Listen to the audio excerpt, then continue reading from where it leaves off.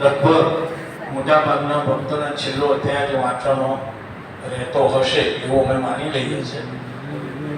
2 અધ્યાય હોય તો જરા આંગળી ઊંચી કરજો ને એક જ અધ્યાય હોય એક બેન છે ત્યાં આગળ છેલ્લા બેન છે લગભગ 12:15 વાગે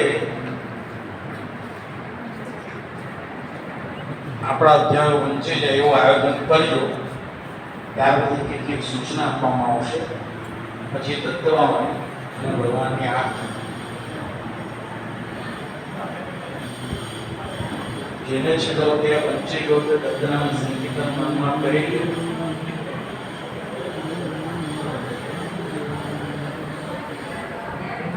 સંકીર્તન પૂરું થઈ જાય તમારો એટલે આપણો આજનો ક્રમ તમારો પતી ગયો.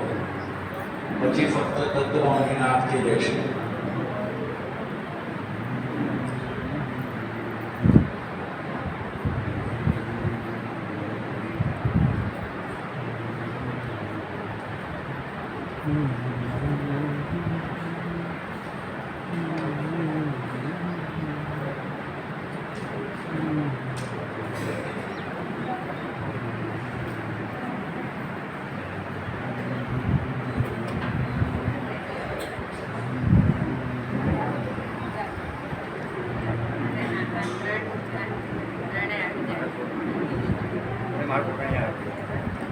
વાતો કરવાનું નહીં લેવાનું.